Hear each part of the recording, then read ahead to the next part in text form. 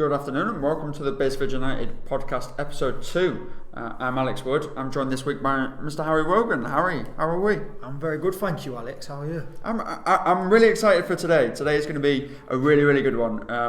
Obviously, we've got Dixon, one of your favourite players, and one of a massive fan favourite. I think I've won the Dicko fan club. Every week, I go, yeah, Dicko man of the match. Even when, I'll even say sometimes, yeah, he shouldn't be a man of the match, but we'll always put Dicko down. He's one of my favourite players to interview as well. I've been with him now, this will be the second season I've worked with him. I was with him at Ilkeston Town a couple of years ago, so obviously there's that there, and just get on really well with him. And then obviously we're going to interview the first team coach as well, Michael Leslie. This will be a different setup than we had last time. Last time we had them one by one. This time we're going to have both of them because we think they will bounce off each other quite well. Yeah, I think they're both very well spoken in that their personalities, although they're not the same, I don't think there's a big personality clash there, and I don't think one will dominate more than the other. It'll kind of be a back and forth. Well, that's what I'm hoping when we do it anyway. And there won't be the intimidation factor of this is the main manager, this is kind of the second in charge. I think you might get a bit more relaxed side of Dicko, thinking he can maybe be a bit more honest than having Steve Chettle sat over his shoulder going, Dicko, don't say that. But I mean, Chet's isn't like that anyway. Chet's will let him say what he wants to say on this podcast, and as long as within reason. And I think that's what we'll get.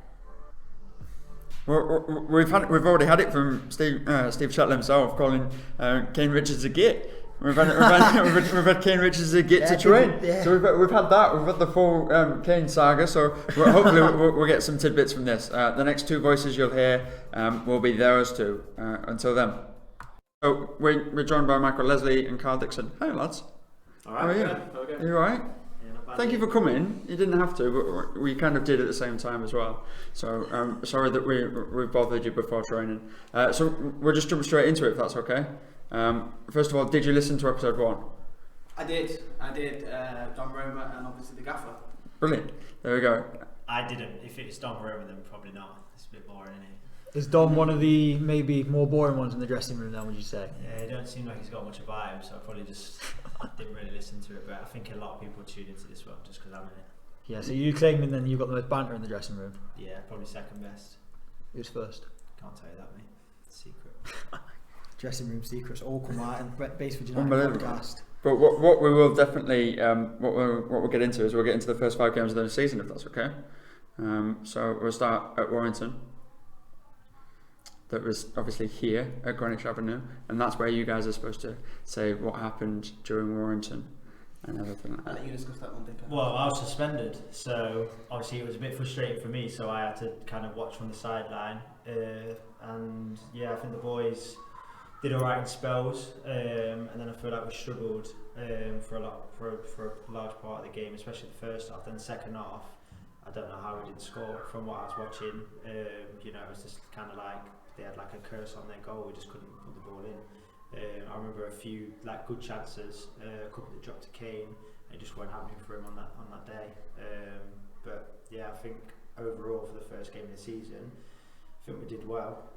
But obviously just didn't get the result that we wanted. So we need to put that right on Saturday. Before Michael jumps in, I want to ask you, like, Dicko, what's it like sitting on the sidelines, knowing you're fully fit, knowing that you were banned in a season that's now been kind of just binned off, null and void? What's that like? Frustrating, because like you work hard obviously all through pre-season to try and get into the manager's force, trying to get into his systems, and then to find out obviously that you're suspended and you can't play the first game of the season, it's really frustrating. But I just had to park that, kind of get over it, and just kind of look forward to the next game, so make sure I got my running in, and then obviously the chance came on the Tuesday, and then I've kind of been in the team ever since then. So it's just about kind of taking your chance if and when you can, whether it takes a week, 2 weeks. It's just about taking your chance and then try and stay in that team as long as you can, because once you're in there, it's yours to lose really. And then we'll cover it from a sideline perspective as well, if that's all right, Michael. Yeah, it's always disappointing when you don't win a game. I think on reflection, as Dicko just said, we had some great chances in the second half, but ultimately a football game is 90 minutes. So that's something we've been looking at, and I think moving forward, looking at the weekend's game, I think that's the first time we've probably put a performance together for a full 90 minutes. That's something we spoke about in the dressing room, and it's something that obviously the result on Saturday proved that when we are at it for 90 minutes, what force we can be and what side we are. What was said in the dressing room at half-time? Obviously, it's 2-0 down, 2 early goals to Warrington. What was said in there? Because when you came out, or when the lads came out the second half, it was hot and cold. It was two completely different teams. I can't remember what exactly specifics were back up obviously 5 games ago, but we always try to help the boys at 2-0 down. I think sometimes we have different approaches. Sometimes it might be a stern word. Sometimes it can be tactical changes. Sometimes it just be a confidence thing. We never sort of have a set plan of how half time's going to go. You have to obviously wait until the 45-minute whistle. But obviously the gaffer has his say, and then myself and Duffs will chip in and try and help out where we can. Something I've noticed when you're coming off at half time, it always seems to be, I know obviously you're the furthest one away, players are off first and then you've got to cross the pitch, but it always seems like yourself, Chet's and Duffs maybe take 3 or 4 seconds before you start coming over, so you've got maybe a bit of time to chat. Do you have a chat on the way into the dressing room? Yeah, we do. We discuss what the plan's going to be, how we're going to approach the half-time team talk. Sometimes we'll go straight into the dressing room and have it out straight away. Sometimes we'll give the players a couple of minutes to relax and calm themselves back down. I think obviously when you're playing football, mentally you can be 100 miles an hour, so the players need that couple of minutes just to settle themselves down. If their minds are still working at 100 miles an hour and we start talking to them, they're not going to take on the key information that we need to give them. So yeah, we plan out our half-time team talks. As I said, the gaffer will always sort of have his say first, and then myself and Duffs will help out with anything that the gaffer might have missed. Is there ever an instant where one of the lads will speak up and say something during half time and say, this is what I think they're happening during the pitch, or is it a very much manager and coaching front? I think Dicko might be able to help me with that one, because obviously, like we said, we let the players go in first. So I think when the players are in that moment when they first arrive into the dressing room, I think that's when the players will be sort of eyeing out their own little problems, and then we will come in and have our say. Yeah, so at half time, like when we come in, like you said, Mike said, you have a couple of minutes to yourselves. So people, if we're 1-0 down, 2-0 down, whatever it is, or 1-0 up, 2-0 up, we'll have a conversation about what's going well, we'll say that, what needs to be fixed, and then we'll just have that communication between ourselves before obviously the gaffer comes in and the management, and then obviously they'll come in and have their own say as well. So probably one of the best examples was Matt Lockwood just conceded just before half time. So Matty, as the captain, he had his say, and kind of like, I was unhappy with the fact we conceded right before half time, rightly so, because we'd obviously controlled the game, then we conceded, then it was like back in the balance. So yeah, at half time, that's kind of what time we kind of speak about it, and we kind of have our to say, then obviously the gaffer comes in and kind of has that conversation, and like I say, Mikey and Duffs will then come and have that conversation and say what they think, and then collectively we try and go out there and obviously go with the game plan that's been told. Is there certain players that maybe stand up and are more vocal than others, or is it seems that everyone has their say at some point over the season? Yeah, I think it just depends. I mean, at half time, like I say, like Steph will speak, sometimes I'll speak, Matty will speak. There's a lot of people that will like step up and kind of have their say and say what's kind of going on, or what's going well, what's not going well, and at the end of the game, pretty much the same as well.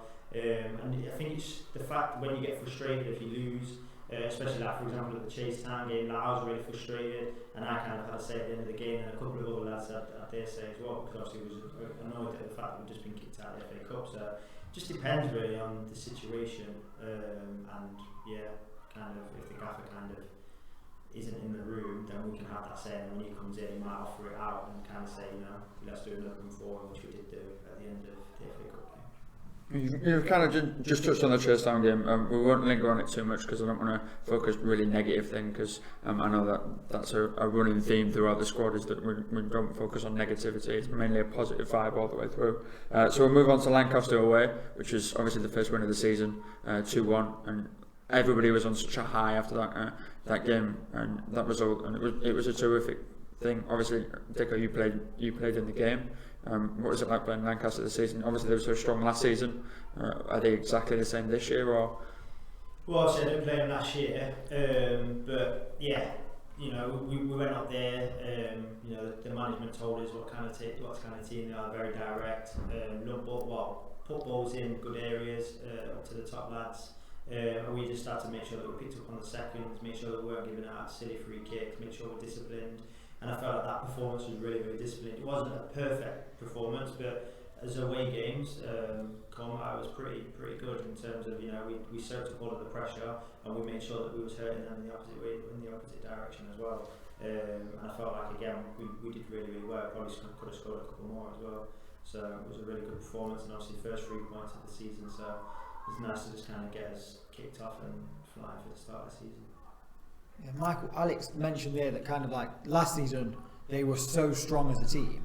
As a coach, do you look back at what they were like last season? I know in non-league, like you can have teams change maybe 15 players in between a season.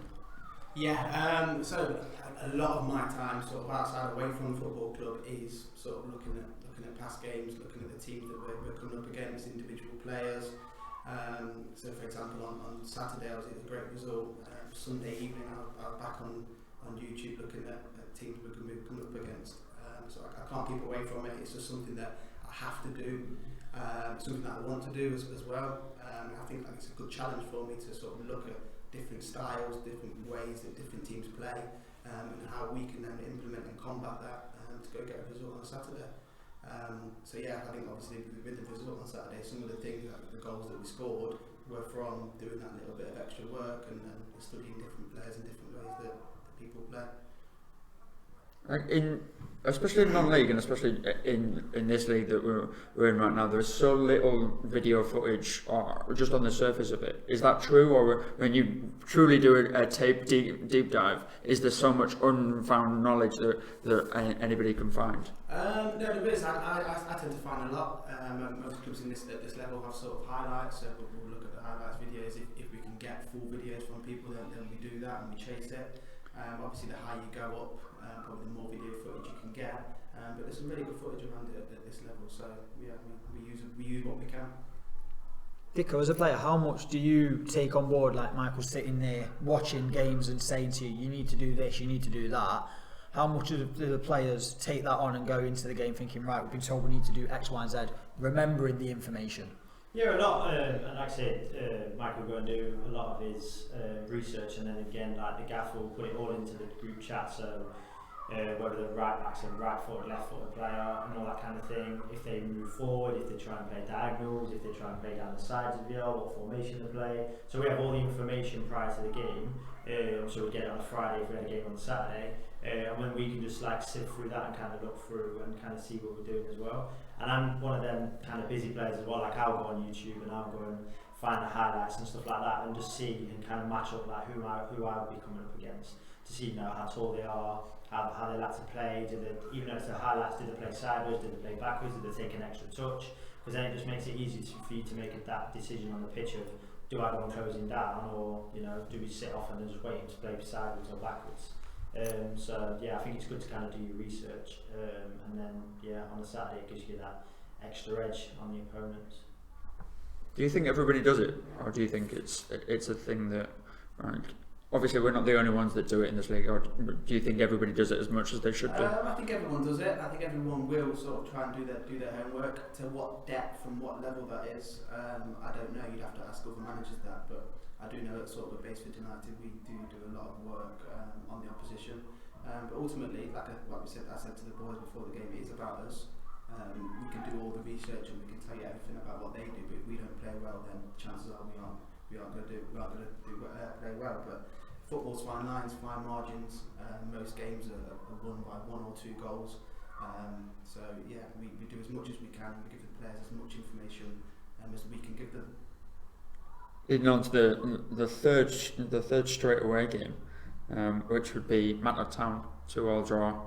A little bit of a derby we obviously have with Matlock because they're so close, and obviously we've had really great games against them, whether it's great for Matlock or great for us. Obviously, the only 2 games is first thing, Matt Thornall loves a goal against Matlock. He absolutely does. He scores nearly every time we play them, and it ended up being a little bit like feistier than we probably would have mentioned and wanted. Is that something that when games like that pick up pace and pick up ferocity, is it something that the bench always want to try and calm down, or it? That's a really interesting question. I think as a player myself, I used to enjoy those games. I used to enjoy the competition. I used to enjoy playing in front of decent crowds when it was like a local derby. But yeah, you do have to sort of keep control and make sure that players don't overstep that mark, because obviously if they do, yellow cards, red cards can cost you. In terms of that Matlock game that you just discussed, I think it was one of those games where you come off at 90 minutes and you're not happy with a point, but you take a point away at Matlock. It's a tough place to go, but on reflections of the game, we were really frustrated that we didn't take the 3 points. The goals we conceded, we felt were quite soft, and we've since then obviously we've done a lot of work to sort of rectify what happened on that evening. Yeah, Chet said it was a game where both managers would have been upset they didn't win it, but then both managers would have probably been sat there thinking, we're glad we haven't lost that. Is it weird being involved in a game like that with like the mix of opinion on it? Yeah, it's also strange. I don't really sort of worry about what other sort of managers think or anything like that personally, but for me and for the football club and the players, it was a frustrating evening that we came away with a point, and I think that's a good place to be. And if you go to Matlock away and you're frustrated that you've got a point, then you can spin it and it can sort of be a good thing as well. What do you think, Dicko, as a player? Is it kind of, you were disappointed not to have won it, but then on reflection, do you think maybe a point was a fair result? Yeah, it was just frustrating because obviously, let's say we conceded just before half time, and then we scored and then we conceded again. So we kind of had control of the game twice. So in terms of that respect, like I feel like that's very frustrating to be leading twice and then just come away with a point. I think it's quite frustrating, and you're always pushing for the winner. Like I say, you're happy with a point, but you know, ultimately you play a game to try and get 3 points, so there's gonna be disappointment. So yeah, quite disappointed that we obviously got a point, but at the end of the day, it was a good point. Like I say, it's a tough place to go, and I'm sure that point will stand in good stead towards the end of the season. And then obviously we'll move very quickly on to Witten, and we won't spend too long on Witten Albion, because Dicko's already got a smile on his face and he knows where we're going with this. Obviously it wasn't the result that everybody wanted. Nobody wanted a 2-0 defeat to Witten Albion. I think people were generally fully disappointed with how everybody played and how it reacted. Just try and talk us through a little bit of it. I wasn't there, Harry, you were there, but try and talk us through a little bit of the mood in kind of the camp and how everybody had to pick up for obviously the week that was Radcliffe away as well. I just think it was a bit of a strange game. Like, it sounds really weird, but in the first minute and a half, we actually got it down, we actually played. I know that's obviously a very short time, but after when you first do the first thing in the game and you feel good, we actually had a good little interplay, and then we had a little chance, and then it kind of went. And then after that, we was 2-0 down within 6 minutes. So you've gone from having a really positive mindset of going, right, this game's going to go really well for us, to then being 2-0 down and we've shot ourselves in the foot already. And then the way that they are, and like I say, the gaffer put all the information in, they'll just sit back, kill the game, no time waste, and we just didn't really get anything going until probably towards the end of the half. Then we had the half time, then we started to get going again in the second half, but we just didn't really penetrate their goal enough to kind of warrant us to kind of get anything out of that game. Whereas I think when we played Warrington at home and was 2-0 down, the second half, we could have won that game 3-2. But yeah, I just feel like it's frustrating, but you need to pick yourselves up quickly. Otherwise, like I say, you just go into a slump where you just can lose 2 or 3 on the bounce. But I feel like we've bounced back really well to ensure that obviously we put ourselves in a really good position in the league, even though it's obviously early doors, to just kind of kick on and obviously move on Saturday as well. Do you rip the tactics book up, Michael, when that happens? You go 2-0 down after 6-8 minutes. Do you just kind of throw it out the window and start again? No, I don't think we threw the tactics book out the window. We had a set way that it was going to set up that way in that game, and obviously conceding 2 goals early isn't what you want. But we have to stick to our game plan at all times, and then at half time we change a few slight things. But yeah, if you concede 2 goals in the manner that we did, it's always going to be difficult and give yourself a mountain to climb to get back into the game. How much does the weather play into it as well? Because obviously it was a horrible day. Let's not joke about it. It was an awful day of football. So how much does that play into it, or does it not affect it in any way, shape or form? I don't think it does. I think as a player, you play in all different conditions. I wouldn't like to sort of mention that or use that as any sort of kind of excuse. No, I don't think the weather would play a difference. I don't know if you've got a different opinion on that. No, I'd say the exact same thing. It's the same thing for all 22 players on the pitch, so I'd literally just say that's not even an excuse. We just weren't on it the day, and I feel like setting ourselves up 2-0 down after 6 minutes didn't really stand us in good stead for the rest of the game, and I just felt like we did try and fight back, but I just feel like we didn't have the flow or the rhythm of kind of what we were looking for a long enough period of time. Like I say, we had some good shots on target, keeping a couple of good saves, but then I just don't feel like we penetrated the goal enough like we did, like I was saying at the first game of the season, where on the sideline, we was actually peppering the goal, but we just couldn't score, so it was a little bit different and a bit disappointing. And I was, like I said, there was some strong words at the end, and it was just about picking ourselves up and bouncing back and staying together as a squad, because ultimately it's a game of football. You lost that game of football, you had the next game of football. You can't dwell on it in the past, you've got to move on. No problems scoring against Radcliffe at the weekend, big 3-0 win. Michael, that was a game that you were in charge of. How was that for you? I enjoyed it. I really enjoyed it. I think the result might have helped. But no, I don't want to take any sort of credit about me being in charge. The gaffer was on the phone. Before the game. He was on the phone at half time. Was on the phone at full time. And I think the lads just really, like Kyle said, they responded to that poor result that we had at Whitton. And we responded. We worked harder than what they did. And we've got a fantastic result. I think it's a great performance from everybody involved. So I don't want to take any credit for anything like that, because I didn't do anything different to what we normally do. I think, Dicko, you had the biggest smile on your face coming off the pitch in that one. You played against one of your old managers. What was that like? Yeah, it was good. It's always good to get one on your old manager. So yeah, that's like a really, really good feeling. As well, because the fans are giving me a little bit of stick. So just to remind them what the score was halfway through the game. So that's quite nice as well to kind of walk off and remind them it was 3-0. But it's always good to win a game, but it's even better to kind of put one over on one of your ex-managers. Do you use like the tactical insight, because you played under Lee Fowler? Do you maybe come and say to Michael, look, we did this when I was with him at Ilkeston, or do you maybe not take too much from that, because obviously it's a different set of players he's got now? Yeah, it's a different set of players, like I say. I don't have any experience in terms of like being a manager or anything like that, and these guys do their research all the time. They'll send us their reports and tell us how they play, and the way that they played in the last game, the set they played last game. So there's no point me going up there and trying to tell them how to do their job, because at the end of the day they tell us how to do our job. So it's just about leaving them to do what they need to do. Obviously they're experienced people, and getting the club going in the right way. So it's just kind of listen to their advice and listen to what they're going to say, and we just go out there and try and do our best, and obviously try and put one over on the other team that we're playing against.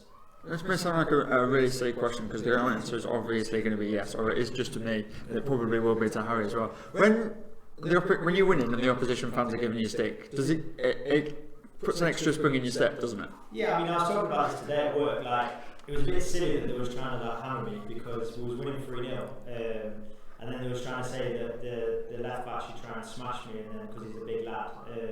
And it was just really bizarre, and it was like calling me names and stuff like that, which I thought was quite funny, but they're doing it when they're 3-0 down, so I'm obviously going to have like really good ammo to kind of put back at them, so it just made me laugh, but kind of gives you that extra step to just keep going and keep pushing on. It's good to kind of look over and see that they're upset that that you've come to their back garden and took over and gone out with a 3-0 victory. Obviously the same as to you as well. Like, is it different, or does it just add more ammo in life? To be honest, I don't really notice. I think when the game's going, I just concentrate on what's going on in the game. So I don't notice what's going on in the crowd or what people are saying. I'm 110% just focused on the game and tactics, trying to outsmart the next manager, thinking in ways that I can help the team and maybe advise things to checks. Sometimes it'll go with it, sometimes not. But I don't really notice at all what's going on with the crowd or anything like that during the games on.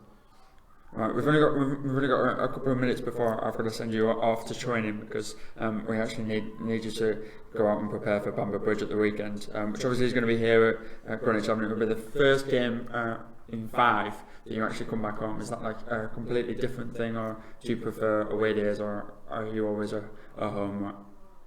To be fair, it might. A game of football is a game of football, whether at home or away. Obviously, it's good to play in front of the home fans and kind of have like the familiar surroundings of the home ground. But as long as you're playing football, and you know, we're together as a squad, I feel like we've got a really good squad to kind of believe in ourselves and be positive and just go out there and put on a positive performance and get a positive result. So we need to put back what happened on the first game of the season. We need to put that right by getting our first win here at home, and then like I say, we just need to kick on, because then that'll be back-to-back wins. Hopefully, then we can just kind of start striding towards and start looking forward to the games and making sure that we're climbing that league table slowly. So that's something for you, doesn't matter where it is, or do you prefer managing here? I don't mind where it is. It's always nice to play at home. It's obviously a great ground, it's a great surface here that suits us. You know what you're going to get on Saturday. And it's obviously, like Dick said, it's great to see all the home fans through the door and see the familiar faces. So I would say I prefer to play at home. But yeah, obviously, like I said, we're really looking forward to playing at home on Saturday. There's been 5 away games in a row, which is difficult. I think if you look on reflection, how many points we picked up on the road, we're in a good place. We're in a really good place, so we're looking to build on that on Saturday. And then obviously 3 games in a week as well. That really puts pressure on a squad, and to make sure that everyone stays fit and everyone is up to date with everything and making sure that everything's going to be there. Is it difficult not only for you to make sure that they've got like the source material for your research, but also your fitness side as well?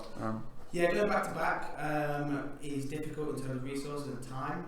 So obviously, if we play Saturday, Tuesday, there's a lot of work to be done in between that Saturday game and the Tuesday game to make sure the players have got the correct information.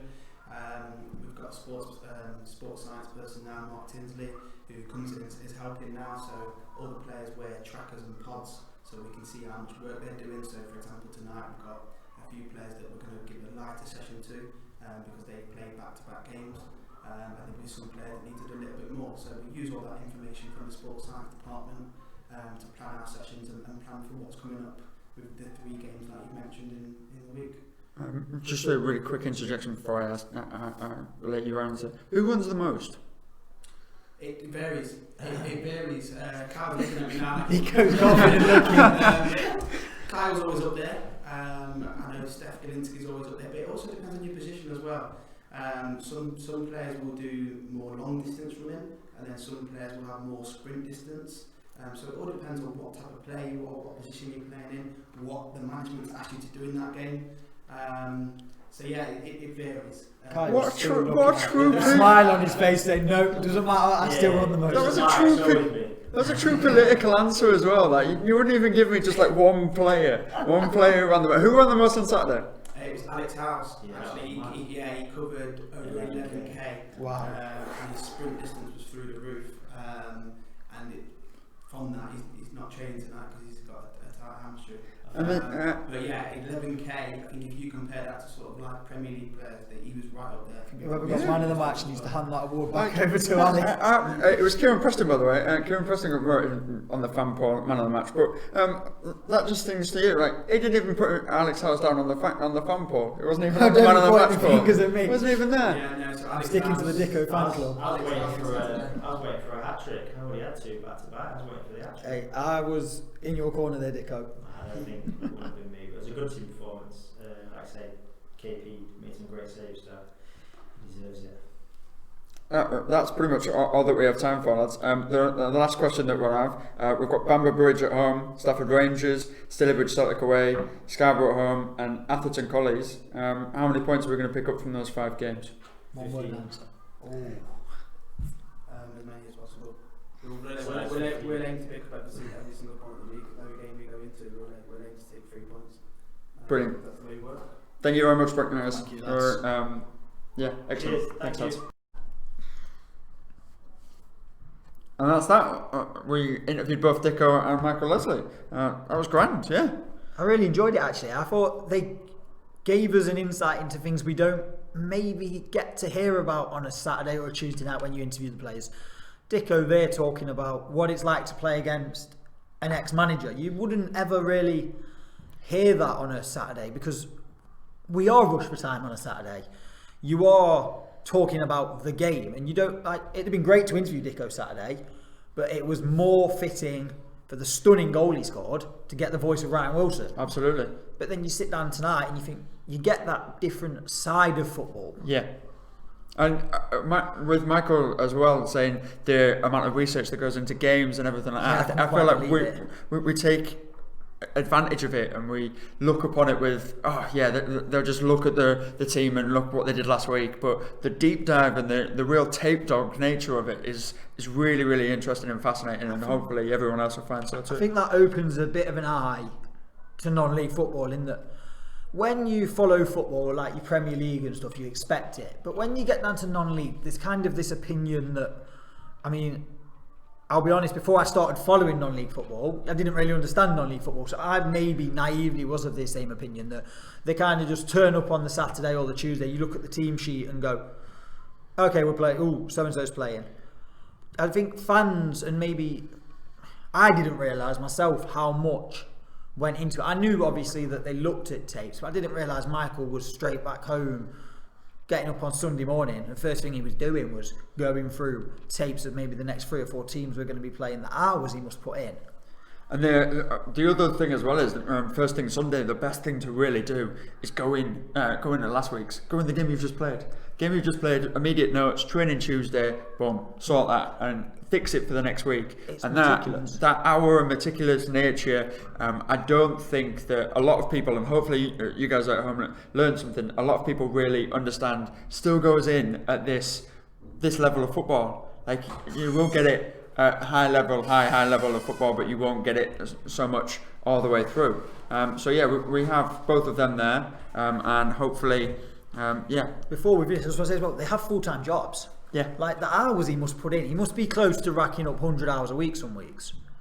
Which is, it is absolutely bonkers. But we'll finish it there, and then the next time that you guys will hear from us will be Saturday, when we host a game here, and then the next time you'll hear this podcast will be this time next month, with Me yourself and James Ridge is going to be joining us, does a bit of commentary every now and then when you or Johnny's not there, so that'll be an interesting one to sit down and get his opinions on everything that's going on. He also hosts a podcast himself, so he is very good at. So he's going to probably be the expert on that one, while I figure out where we're going with it. Absolutely. Until then, you guys have a good day. Bye bye.